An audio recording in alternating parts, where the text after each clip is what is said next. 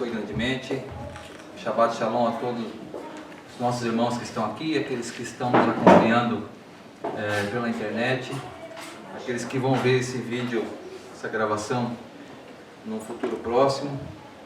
Eu desejo a todos a Shalom do Eterno, a Shalom do nosso Deus, que é uma Shalom que excede todo entendimento. A Shalom do Eterno, ela não depende da nossa circunstância, ela não depende do nosso meio, não depende de nada. Mas a Shalom do Eterno faz nós, ainda que a gente ande pelo vale da sombra da morte, nós não temeremos mal algum, porque a nossa esperança está nele. Então, essa é a nossa segurança, essa é a nossa esperança, essa é a nossa convicção. Independente do cenário que estamos vendo, independente do momento que estamos passando, o Eterno está no controle de tudo. Ele dirige as nossas vidas, Ele dirige os nossos passos, e por isso confiamos nele. Parashá Emor, vamos abrir a Torá. Baruch atah Adonai, Eloheinu melech haolam, asher barra banu mikol hamim venatan lanu et torato, Baruch atah Adonai noten hatorá. Amém. Livro do Vaikra, Levítico,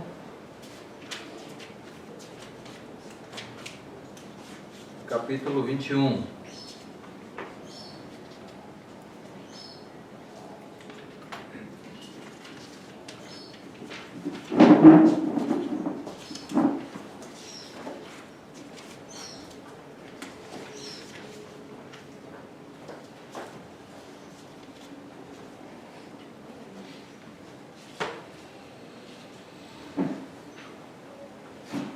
Está escrito assim na eterna palavra de Deus: Vayomer Adonai el Moshe, Emor el HaKohanim, Vinei Aharon, Ve'amarta alechem, lenefesh, lo itama be'amah. Disse o Eterno a Moshe: fala aos Kohanim, aos sacerdotes, filho de Aharon, e lhes dirás: o sacerdote por um morto entre o seu povo não se fará impuro. Amém. Queridos irmãos, quando nós começamos a estudar a palavra de Deus, quando você começou a estudar a palavra de Deus, nós começamos a descobrir as revelações que o Eterno coloca sobre a sua palavra. O Eterno é um Deus que se deixa ser revelado. Ninguém consegue entender Deus, ninguém consegue alcançar os pensamentos de Deus. O profeta Isaías diz que os pensamentos do nosso Deus e os seus caminhos estão muito mais altos do que os nossos. Mas o Eterno, na sua grandeza, na sua dimensão, podemos assim dizer, na nossa linguagem humana, se deixa revelar ao homem. Ele deixa vestígios de revelação para que o homem possa passá-lo a conhecê-lo, passá-lo a compreender certas coisas que acontecem na nossa vida, porque ele deixa, através da sua palavra, revelações profundas, através da natureza, através da sua criação. Ele deixa revelações, ele deixa a sua marca, ele deixa a sua assinatura na natureza, no mundo que nós vemos, no mundo que nós não vemos, existe a assinatura do nosso Deus, porque Ele é o Criador, Ele é quem fez todas as coisas.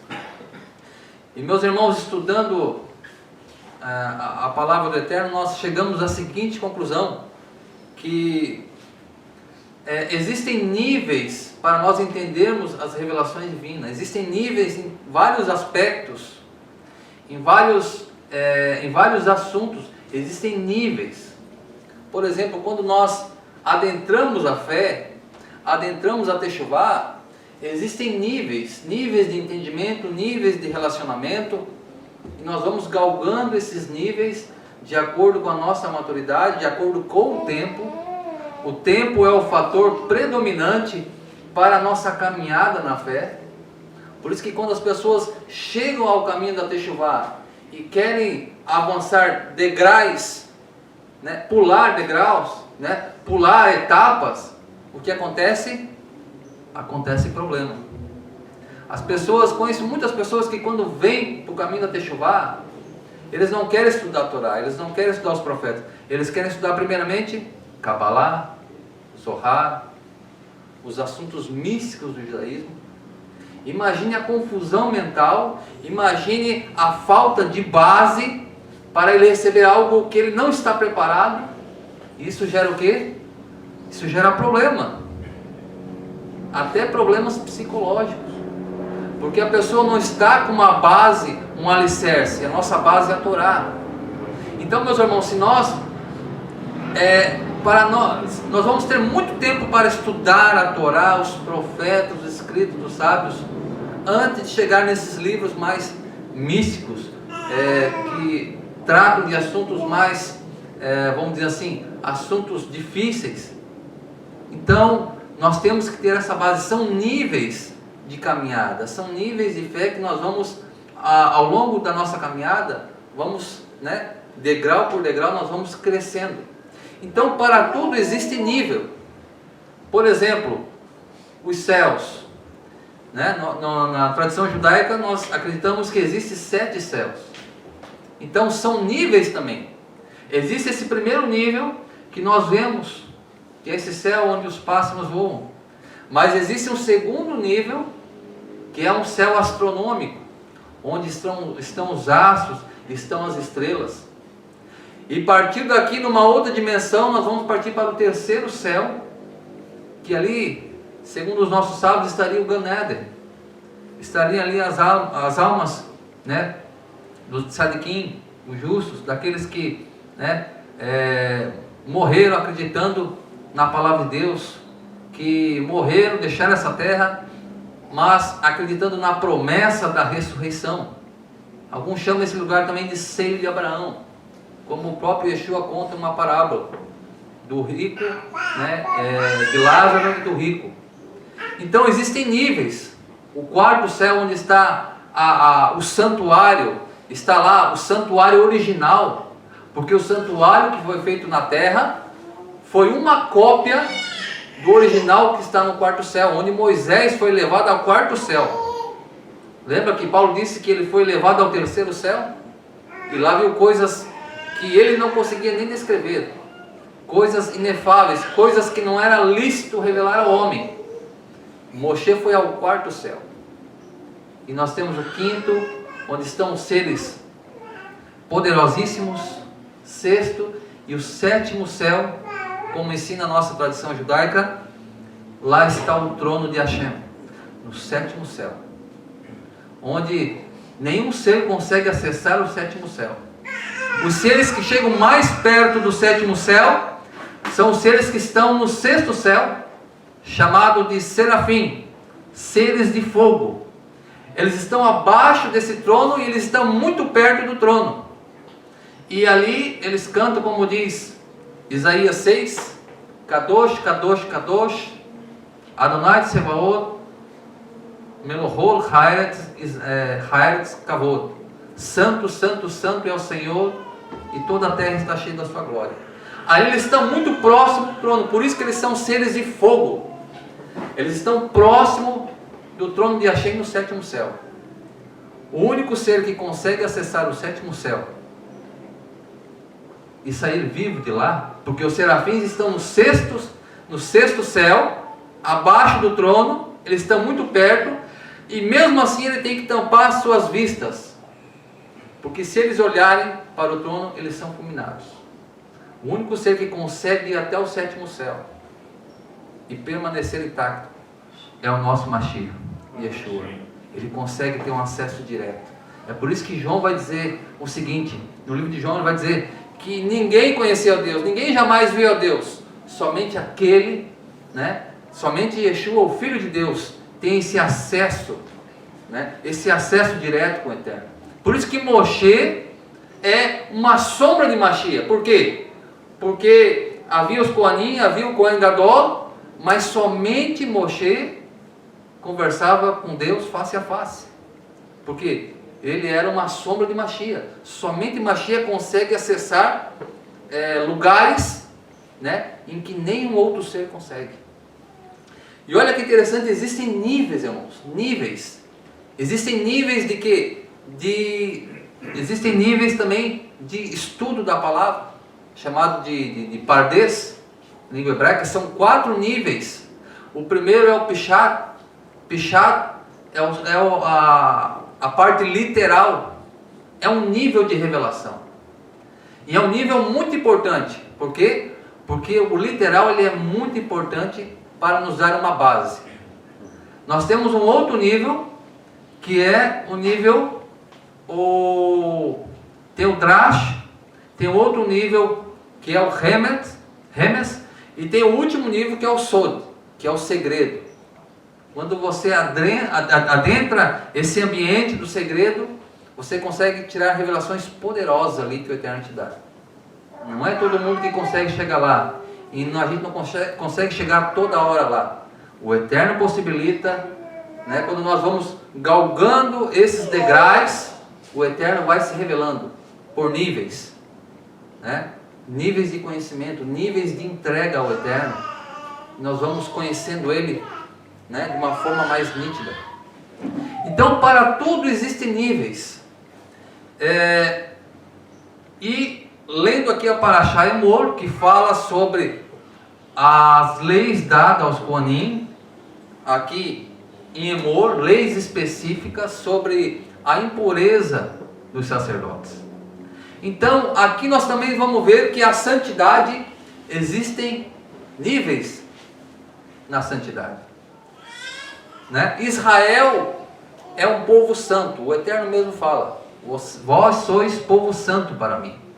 Santidade, ser santo, o que quer? Ser separado para um propósito. Então Israel foi separado para ser luz para as nações. Esse é o propósito. Ele foi separado. As leis dadas a Israel são diferentes das leis que o mundo tem, que as nações têm, porque eles são separados para um propósito específico. E dentro da santidade do povo de Israel existem níveis também. Nós vamos ver o nível mais elevado, que é a tribo de Levi. A tribo de Levi, dentre as tribos de Israel, era a mais elevada porque ela não se contaminou no episódio do bezerro de ouro. Então ali ela foi escolhida para ser a tribo em que faria o serviço do santuário, lá do Mishkan. Então a tribo dos levitas estava um nível mais avançado, um nível mais elevado de santidade. Por quê? Por causa do grande propósito que eles teriam com o povo de Israel, mas também com as nações. Nós vamos subir um nível a mais e nós vamos ver o quê? Dentro da tribo de Levi, havia uma família que era mais elevada na santidade. Era a família de Aharon, os sacerdotes, os Kohanim. Eles eram pessoas extremamente separadas, santificadas, para trabalhar dentro do santuário, dentro da casa da santidade. Mas dentre os Kohanim, dentre os sacerdotes, também existia um nível a mais de santidade, um grau mais elevado, que era o Kohen Gadol, o sumo sacerdote. O sumo sacerdote era o grau mais elevado. Nós vamos ler aqui no texto de Emor que o sacerdote não poderia se contaminar com alguém que havia morrido, não poderia tocar em cadáver. Mas o sacerdote abria uma brecha para que ele fosse ao funeral de 7 parentes próximos, pai, mãe, irmã, irmão, filho. Por 7 parentes, ele poderia se contaminar, ele ficaria impuro, e havia ali um ritual de pureza das cinzas da vaca vermelha misturada com água. Havia um ritual de purificação para que depois ele pudesse voltar ao santuário. Mas o Kohen Gadol, que era a santidade máxima de Israel, ele não poderia nem se contaminar com a morte nem da sua mulher, nem dos seus filhos. Ele deveria se preservar.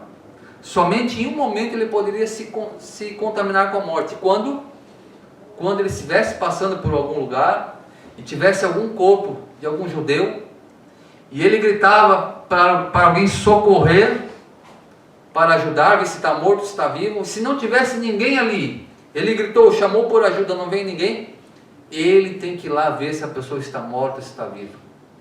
Então ele ia acabar se contaminando. Mas a Torá, ela dá legalidade para ele fazer isso. Era um mandamento, chamado mandamento da morte. O Cohen Gadol, o único que não podia se purificar. Nesse momento ele poderia se purificar. Por isso que Yeshua conta aquela parábola do bom samaritano, no qual havia um homem à beira do caminho, estava ali como morto, e passou um levita, né? Os levinhos não podiam se contaminar, então o que acontece? Eles passaram a largo. Passou-se um sacerdote também, não atendeu aquele homem, e depois passou um samaritano, no qual foi ver aquele homem, ele estava ainda vivo, e levou para uma hospedaria, pagou tudo que o homem precisava, e ali fez uma grande tzedakah, uma grande obra. Então, esse mandamento da morte, ele abria precedentes para o Cohen Gadol, o sacerdote, ir lá ver se aquela pessoa estava morta ou não, e prestar socorro. Ele ia ficar impuro, mas ele ia sair dali justificado por Deus. Agora, naquela parábola, quando Yeshua conta, quando o sacerdote passa por longe, o sacerdote não se impurificou, mas ele não foi justificado por Deus. Ele cometeu um grande pecado. Então, olha como a Torá, ela abre, vamos dizer assim, essas brechas para socorrer a vida. Como a vida dentro da Torá é importante. Nós sabemos que pelos estudos da Torá, que alguns mandamentos podem ser quebrados para preservar a vida. Porque assim como Paulo fala que a vida é maior do que o mandamento, então a vida vem em primeiro lugar. Agora olha que interessante, existem todos esses níveis, e olha o nível de relacionamento. Nós podemos ver com os próprios discípulos de Yeshua. Os discípulos de Yeshua tinham um relacionamento com Yeshua de discípulo e aluno. Havia seguidores, havia o povo que seguia Yeshua por causa do pão, por causa dos milagres, mas quando tudo isso acabava, o que sobrava? Sobrava os discípulos, sobrava os talmidim. Então, há níveis de relacionamento. O primeiro nível são só os seguidores que seguem por causa do milagre, que seguem porque tem medo do Guerrinom, tem medo de se perder, tem medo do julgamento divino. Esses são os seguidores, aqueles que estão seguindo por interesses próprios. Ele não segue por amor, mas ele segue por algum interesse. Ele tem medo de se perder, ou por alguma bênção, ou para que Deus abençoe ele segue por isso. E quando Deus não abençoa ele, o que acontece? Ele deixa de ser seguidor. Então o seguidor tem essas características. Ele vai ser seguidor até que aconteça algo que ele não está esperando, ou que ele não goste, ou que não seja benefício para ele. O seguidor é isso. Ele pode a qualquer momento deixar de seguir, porque ele está em busca de milagre, ele está em busca de interesse. Mas um segundo nível, um nível mais profundo, é o nível dos talmidim, dos discípulos de Yeshua. Naquela época, os discípulos largavam suas casas e seguiam o mestre deles. Era costume dos discípulos abandonar o seu ofício, como fez Pedro, Tiago e João, abandonaram o ofício lá, seguiam Yeshua. Então os seguidores, os discípulos, é um nível mais profundo, porque aonde o mestre vai, eles vão. Aonde o mestre passar, eles vão passar. Se o mestre pisar no espinho, eles vão pisar no espinho também. Então o discípulo, ele não vai abandonar o mestre facilmente, não. Ele vai até as últimas consequências. Mas dentre os discípulos existe um grupo mais elevado ainda, que era Pedro, Tiago e João, que eram os três que esses estavam com Yeshua todos os momentos. estiveram no momento bom, que é o momento da transfiguração. Só estavam os três lá com Yeshua, onde aparece Eliarro, Elias e Moshe. E Pedro pede para fazer uma tenda para eles lá. Então eles estavam em todos os momentos. Estavam também nos piores momentos de Yeshua, que foi o momento do Getsemane. O momento em que Yeshua suou gotas de sangue. Tamanha pressão que houve naquele momento ali. Os pecados da humanidade vindo sobre o Filho de Deus. E ele tomando sobre si ali, né, Isaías 53, sendo revelado naquele momento. Ele tomando sobre si todas as nossas dores, os nossos pecados. Todas as nossas enfermidades. Ali ele tomando sobre si, uma grande pressão houve sobre ele. E os três estavam ali. E são níveis de relacionamento. São níveis de relacionamento que nós temos que ter. E isso vem com o tempo. Isso vem com a maturidade. Nós começamos primeiro seguindo o Eterno.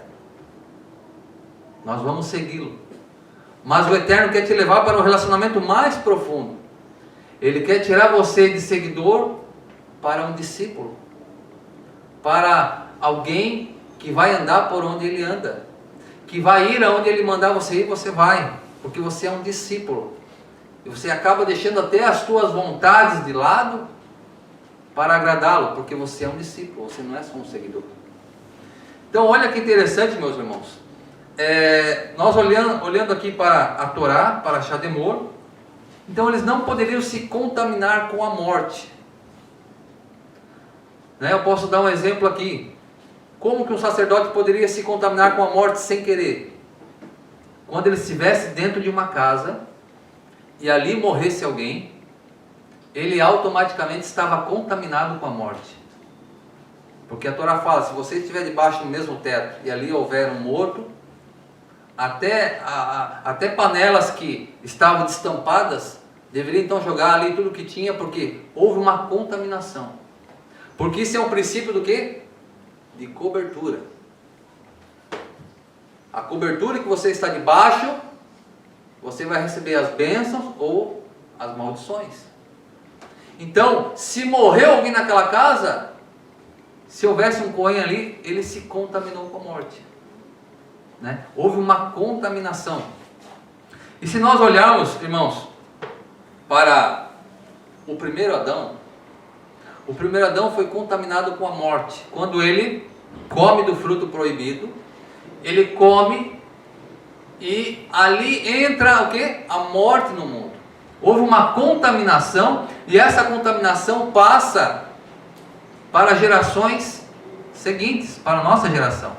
O homem não foi feito para morrer, mas ele tinha acesso até a árvore da vida e ali era a condição dele para ser coeterno, viver para sempre.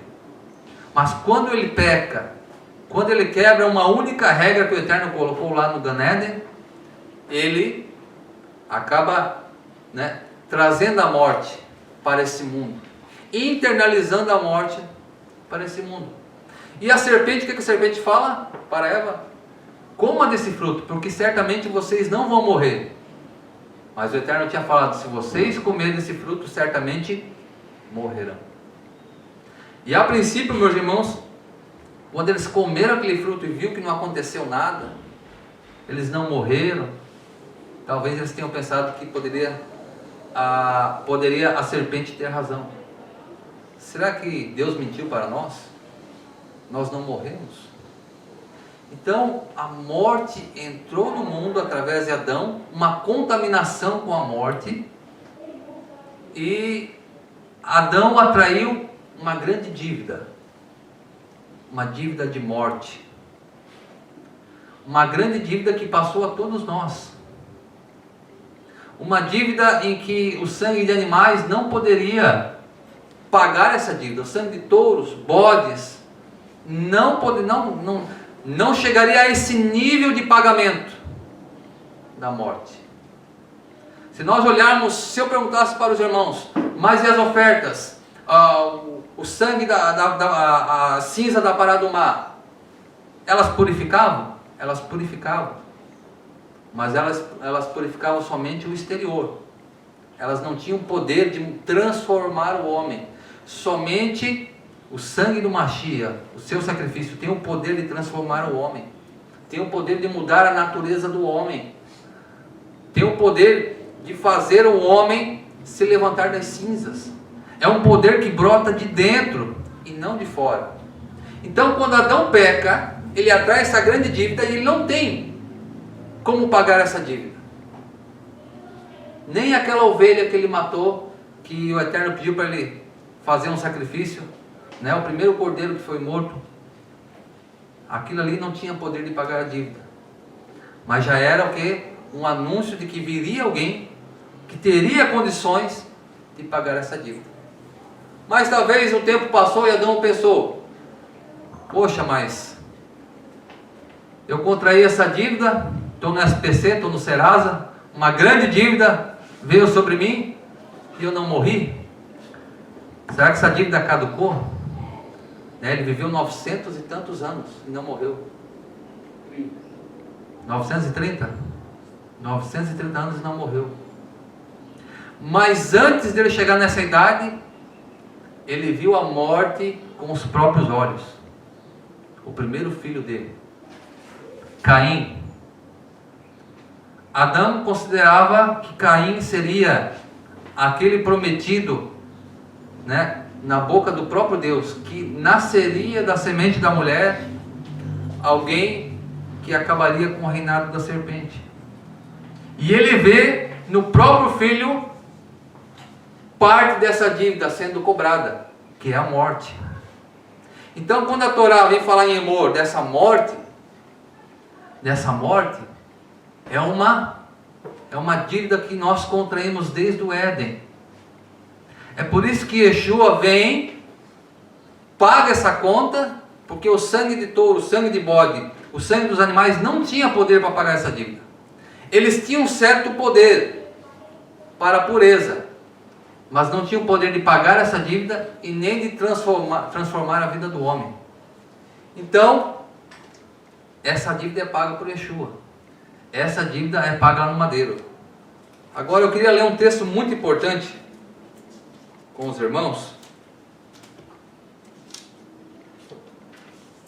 Aqui na Parashá Emor vai falando sobre várias regras, sobre os casamentos que os sacerdotes deveriam fazer, né? Se o judeu ele não pode se casar com uma que não é judia, o sacerdote, por sua vez, tem que ser uma esposa judia, mas tem que ser, né, uma esposa que entre nas regras que o Eterno pede, né? Não pode ser uma viúva, não pode ser uma separada. Para o Cohen tem que ser uma esposa, alguém, né, que seja virgem. Então essa era a regra para os Kohanim, porque para eles foi exigido muito mais do que os próprios judeus.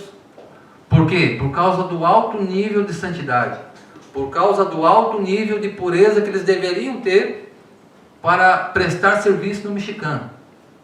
Agora tem uma regra muito interessante, meus irmãos, que fala na Parashá Emor. Eu não sei se eu vou achar aqui, se alguém achar depois só me fala o versículo, que fala que o sacerdote não poderia rasgar as suas vestes. Se alguém achar aí, de repente pode estar no capítulo 22.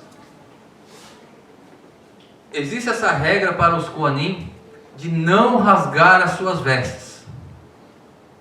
Por que eles não deveriam rasgar as suas vestes? Porque essas vestes eram vestes sagradas. Eram vestes em que tinha ali santidade. Quando o Cohen Gadol vestia aquelas vestes, o povo entendia que, né, ele era o reflexo da santidade do Eterno na terra. Aquelas vestes... Oi? 21:10. 21:10. Olha só o que diz 21:10. E o Cohen Gadol, sumo sacerdote, entre seus irmãos, sobre cuja cabeça foi derramado o óleo da unção, e for consagrado para vestir as vestes sagradas, seu cabelo não deixará crescer, e suas vestes não não rasgará as suas vestes. Por que a Torá fala de não rasgar as suas vestes? Primeiro, porque essas vestes eram sagradas. Existiam regras para o luto. Qual que eram as regras para o luto? Por exemplo, quando um pai perdia um filho. Quando um pai perdia um filho, ele pegava as suas roupas, a sua gola e rasgava as suas vestes, em sinal de profunda tristeza e amargura. Em sinal de profunda tristeza, ele rasgava as suas vestes. Quando acontecia uma epidemia no reino de Israel, o rei, cavava um buraco, jogava cinza sobre a sua cabeça e rasgava as suas vestes. Isso era uma regra para o luto, para a calamidade, era uma regra, mas para o Cohen Gadol, ele jamais poderia rasgar as suas vestes. Ele jamais poderia rasgá-las, porque eram vestes de santidade. Quando Nadab e Abiú cometeram aquele grande pecado, e a Torá diz que eles foram fulminados com o fogo do Eterno, e o fogo queimou, entrou pelas suas narinas, e as roupas ficaram intactas, porque eram roupas sagradas. Se eu perguntar para vocês, quem foi o primeiro Cohen Gadol? O que vocês me diriam? Querem chutar? Quem foi o primeiro Cohen Gadol? Ninguém quer responder? O primeiro Cohen Gadol foi Adão. Lembra que Adão tinha vestes diferentes? A veste de Adão era uma veste que resplandecia. Era uma veste de glória, semelhante, só que com muito mais glória do que a do Cohen Gadol de Arão. As vestes que Adão tinha eram vestes sagradas. Por quê? Porque ele era uma espécie de Messias. Ele era o governante da terra. Tanto é que a palavra Adão são 3 letras: o Aleph, o Dalet e o Men. Aleph de Adão, Men de Mashiach e Dalet de Davi. Adão, Davi, Mashiach. Estava codificado no nome de Adão. Então olha que interessante, para Adão também foi dado vestes, porque ele era uma espécie de Cohen Gadol. A Torá fala que Deus fez o Gan Eden, e no Gan Eden havia um jardim, um local específico para um encontro entre Adão e o próprio Eterno. Na virada do dia, Adão e o Eterno se encontravam, e ali conversavam, como Moshe conversava com o Eterno face a face. Então aquelas roupas eram roupas sagradas. O Midrash vai falar que quando os animais passavam por Adão, os animais não ousavam nem olhar na face de Adão, porque tamanha era a glória, tamanho era o resplendor, tamanho era o reflexo da glória de Deus. Então os animais não ousavam nem olhar para Adão. Então o que acontece quando Adão peca? Lembra que nós lemos agora há pouco? O Cohen Gadol jamais poderia rasgar as suas vestes, porque era um sinal em que ele estivesse colocando fim no seu sacerdócio. Era um pecado muito grave fazer isso. Então quando Adão peca, era como se ele tivesse rasgado as suas vestes. E a Torá fala que eles se viram nus. Aquela roupa de glória fugiu deles. Aquela roupa não se achava mais neles. E eles olharam para si, viram que aquela glória não era deles, mas aquela glória era um reflexo do Eterno. E aquilo sumiu. E eles se esconderam, porque se sentiram envergonhados. Fizeram roupas de folhas de figueira. E olha que interessante, meus irmãos, ele foi o primeiro Cohen Gadol, no sentido figurado, para nós entendermos. E as suas vestes foram rasgadas. Ele colocou fim no seu sacerdócio. Ele colocou fim no seu sacerdócio, mas o Eterno iria preservar o sacerdócio, porque precisa de um Cohen Gadol, precisa de um sacerdote, precisa de um mediador. E quem é escolhido para levar esse sacerdócio? Melquisedeque. Melquisedeque é um homem que aparece sem genealogia, um homem que ninguém conhece quem foi a sua descendência, um homem que ninguém conhece de onde ele veio, só se sabe que ele era rei de Chalém, que era Jebus, que era Jerusalém, rei de Chalém e sacerdote do Altíssimo. Então, nesse homem contém agora o que? Contém, vamos dizer assim, o direito ao sacerdócio. Porque se Adão perdeu as vestes, se Adão perdeu o sacerdócio, precisa ser passado para alguém esse sacerdócio. Os irmãos estão entendendo? Adão perdeu as vestes, Adão perdeu o sacerdócio. O sacerdócio passa, nos dias de Abraão, nós vamos ver com a pessoa de Melquisedeque. E o projeto do Eterno é o quê? Que tenha um cohen gadol. Então, Deus escolhe Abraão para ser o pai do povo judeu e decide que Melquisedeque vai passar o bastão, vai passar essas vestes sacerdotais para quem? Para a descendência de Abraão, para Abraão, o pai da fé. Então Abraão, num kiddush, né? Aquilo que Yeshua fez dentro do ceder de Pessa, um kiddush, pão e vinho, foi o mesmo que Melquisedeque fez com Abraão. Ali é feito um kiddush, é feita uma aliança sacerdotal. Ali Abraão estava tendo a legalidade de ser, né, o cabeça da onde nasceria uma nação sacerdotal. O cabeça de onde sairia uma nação separada e que teria dentro dessa nação pessoas que vestiriam essas vestes sagradas, no qual Adão perdeu. Então, Deus escolhe Abraão para ser o cabeça, para que essa bênção sacerdotal continue na terra. Então é passado para Abraão e é passado para a sua descendência. Naqueles dias, os primogênitos que tinham esse direito, o direito da primogenitura. Por isso nós vamos ver a briga acirrada de Jacó e Esaú, desde o ventre da sua mãe, brigando para ver quem ia nascer primeiro. Por quê? Por causa da primogenitura, por causa da bênção sacerdotal, por causa das vestes sagradas. Então olha que interessante, os primogênitos a partir de Abraão vão ter esse direito à primogenitura, vão ter esse direito, algum deles, dos primogênitos, vestir essas vestes sagradas. E o que acontece, quando chega lá no episódio do bezerro de ouro, há mais uma mudança de sacerdócio. Olha só, saiu de Adão, Adão perdeu, veio para Melquisedeque, Melquisedeque passa para Abraão e para os seus descendentes, os primogênitos.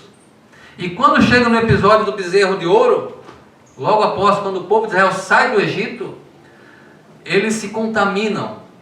Olha, estamos falando de impureza, de contaminação. Eles se contaminam com a idolatria. Eles se contaminam com Deus morto, porque eles fizeram um bezerro de ouro, uma imagem de escultura, no qual não tem ouvidos, mas não ouve, tem olhos, mas não vê. Então, eles se contaminam e a tribo de Levi se preserva e não se contamina nessa idolatria, não se contamina com essa morte. Então, a partir daí, o Eterno decide passar a bênção da primogenitura, a bênção sacerdotal dos primogênitos para a tribo de Levi. Agora a tribo de Levi vai carregar esse bastão. É a tribo de Levi que vai ser dado agora essa grande bênção de ser a tribo sacerdotal, a tribo que vai intermediar, a tribo que vai ser o pivô entre o Eterno e o povo. Eles vão ser o Shalia, eles vão ser o enviado. É através deles que vai ser entregues os animais, que vai ser feito todo o cerimonial e o Eterno vai receber através deles. Por isso que eles têm que ser santos, por isso que eles não podem ter um contato com a morte, por isso que eles têm que estar ritualmente puros. Por quê? Porque se alguém não está em condição do povo de levar a sua oferta, mas eles, levam essa oferta porque eles estão respaldados na santidade que o Eterno colocou sobre eles. Então, essa linhagem sacerdotal é passada agora para a tribo de Levi. E é escolhido um Cohen Gadol, é escolhido um sumo sacerdote. Arão é escolhido de forma milagrosa, porque lembra da história? O Eterno escolheu Arão, o povo não aceitou, acusou Moshe de nepotismo, o povo acusou Moisés de que estava favorecendo alguém da família, o seu irmão, e o Eterno pede para eles plantarem, cada tribo trazer um representante, cada tribo trazer um líder, e enterrar um galho seco na terra, e o galho que florescesse, esse seria o Cohen Gadol. E a vara de Arão floresceu, e essa vara que floresceu, que foi arrancado da terra, foi colocada no Aron HaKodesh, dentro da Arca da Aliança. E o livro de Bamidbar, Números, vai dizer que aquilo ali, para Arão era um sinal do seu sacerdócio, mas para as outras tribos era um sinal de rebeldia. Para eles era sinal de rebeldia, porque eles não aceitaram prontamente que Deus havia escolhido o Arão. Então, quando os tribos lembravam da vara que floresceu, eles ficavam tristes, porque cometeram um grande pecado. Então, meus irmãos, esse sacerdócio, essas vestes sagradas começam lá em Adão. Nós lemos em Emor que não poderia ser rasgado essas vestes. Adão, por causa do pecado que ele comete, é como se ele tivesse pegado aquelas vestes e rasgado. Ele se vê nu. Passa para Melquisedeque, passa para Abraão, chega até a tribo de Levi. E sabe o que acontece? Os anos vão passando, e nós chegamos nos dias de Yeshua, o verdadeiro Cohen Gadol. E olha que interessante, nós lemos na Parashá, que não pode rasgar as vestes. E no julgamento de Yeshua, diante do Cohen Gadol da época, Caifás, Yeshua está sendo julgado. Yeshua está sendo submetido a um julgamento que não é legal. Um julgamento cheio de falhas. Um julgamento que foi feito às escuras, com muita pressa, para que a multidão não soubesse, porque a multidão amava Yeshua. Quando nós lemos lá na Brit Hadashah, que apresentaram Yeshua e Barrabás, e a multidão gritou, solta Barrabás, e mate Yeshua. Essa multidão era, na verdade, o Sinédrio, porque isso aconteceu no alpendre de Pilatos, que era um local que não comportava mais de 70 pessoas. E quem estaria ali cedo antes do Shacharit? Não o povo, mas alguns do Sinédrio que queriam a morte de Yeshua. O povo amava Yeshua. Uma semana antes o povo aclamou Yeshua como rei. Jogou as suas vestes sobre o chão para ele passar. Colocou folhas de palmas para ele passar. O povo amava Yeshua. Pelos seus milagres, pelos seus ensinamentos, pela sua conduta, pelos seus julgamentos. Yeshua julgava de uma forma em que nenhum rabino julgava. Quando trouxeram-lhe uma mulher pega em adultério, perguntaram para ele: deve ser apedrejada essa mulher? Devemos apedrejá-la? Permite que nós apedrejemos?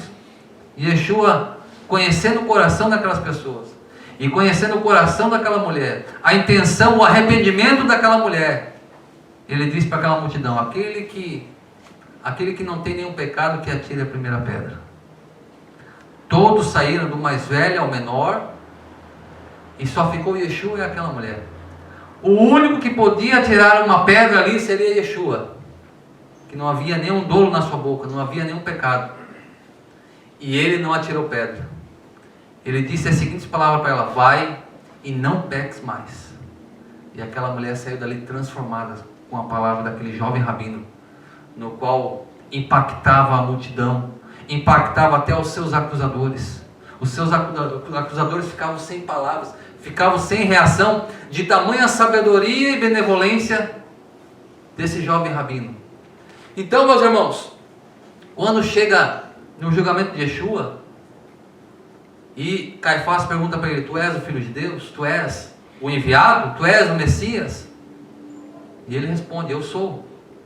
Eu sou o Messias, eu sou o Filho de Deus. Então Caifás, num ato de fúria, num ato de ira, grita: blasfêmia, ele tem que morrer. Em seguida ele pega as suas vestes e rasga as suas vestes. Meus irmãos, Deus usa corvo, Deus usa viúva para sustentar o profeta, Deus usa jumento para dar lição em Balaão, Deus usa as coisas loucas para confundir as sábias. Deus, nesse momento, usou a maior autoridade naquele dia, o Cohen Gadol. Usou ele para rasgar aquelas vestes. E isso foi algo profético, quando ele rasga as suas vestes. Espiritualmente e fisicamente ele estava dizendo: o sacerdócio humano acabou. Mas passou-se agora para o verdadeiro Cohen Gadol, Yeshua HaMashiach. Baruch Hashem.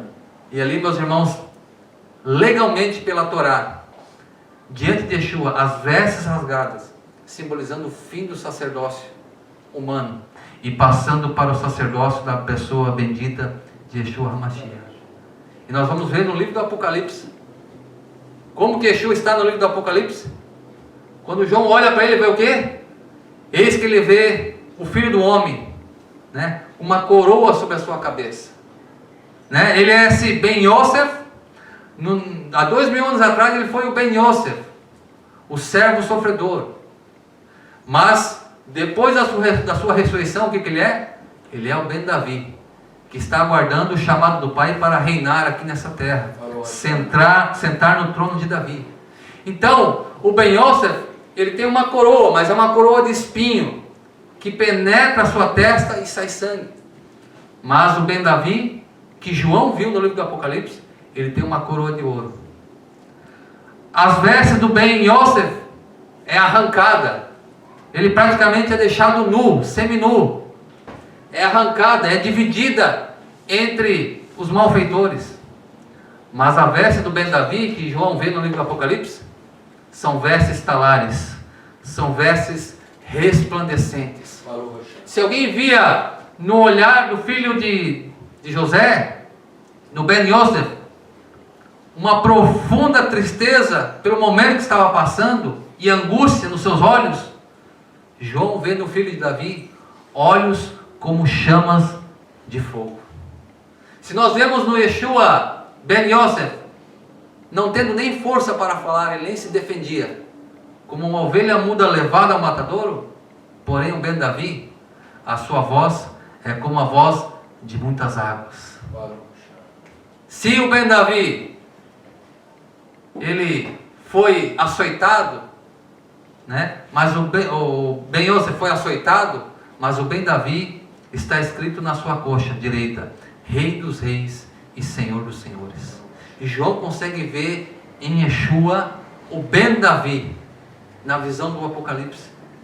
João é aquele em que não abandona o mestre em momento algum. Lembra que eu falei do nível de relacionamento? Os seguidores é um nível, os discípulos é um nível mais elevado. Os três dos 12 discípulos, que era Yohanan, Kefa, Yaakov, Tiago, João e Pedro, estavam sempre com Yeshua. Mas somente João foi lá até o monte do Gólgota e amparou a mãe de Yeshua. Yeshua chama ele de discípulo amado. Ele foi o único que teve a audácia, coragem e amor, porque ele estava correndo um grande risco de também ser preso e ser crucificado, porque ele era um dos discípulos daquele que estava no madeiro. Então, por causa desse grande amor de João, ele é o único que morre de morte natural. Ele é o único que vai ter, no final da sua vida, quando ele pensava em que já não havia mais nada para ele, quando ele pensava que a vida dele já estava no fim, o Eterno vem e derrama grandes revelações no Apocalipse, né?